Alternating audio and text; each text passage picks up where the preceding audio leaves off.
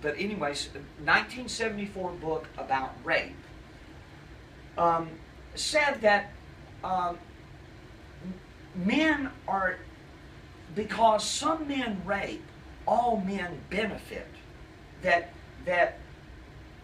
rapists are the shock troops of male supremacy who keep women in their place. This is a very old, this was 40 years ago.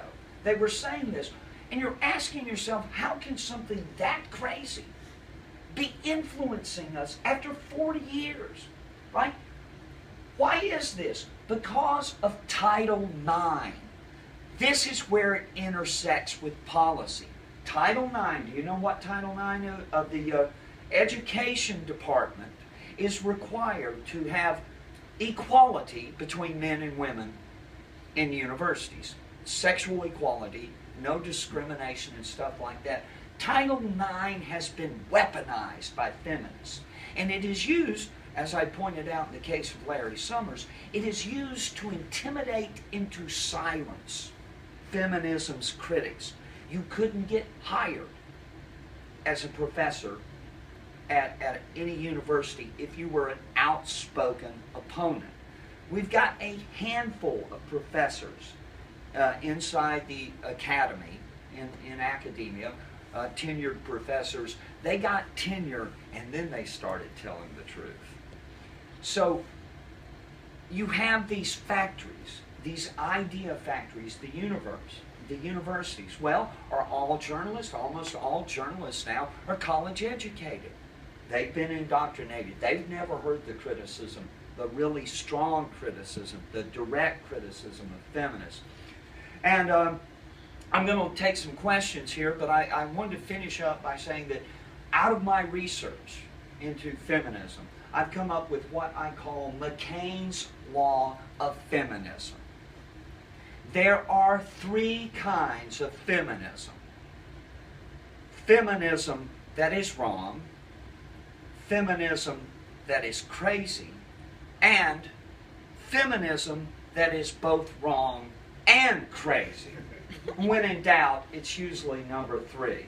So I'm happy to talk about the book if I can lay my hands on the book. See, I've got so many books. And by the way, I'm a married father of 6.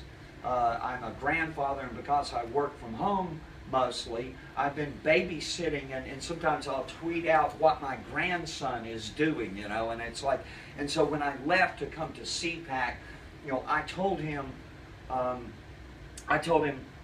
know, and he's 1 year old. I said, son, you've got to maintain the patriarchy while I'm gone. I'm leaving it in your hands. So right now he's at home oppressing his grandmother, and you know, and that's the thing, you know, is that the, you know, the traditional marriage and family is absolutely, the feminists, you know, the crazy ones are not necessarily wrong. But all the wrong ones are also crazy. But the crazy feminists are occasionally right. Okay? In other words, yes, if you consider heterosexuality oppressive to women, yes, the family is the crucial institution, because each one of us, you know, each one reach one.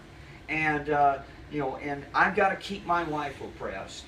And anyone might believe that unless they actually knew my wife. And if you think I could oppress her, you're crazy.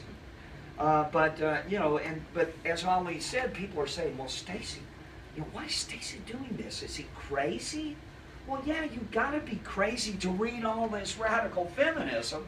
And if you weren't already crazy, it would drive you crazy. But anyways, thank you for joining me. I'll be glad to answer any questions if you've got any. I'd like to make a point.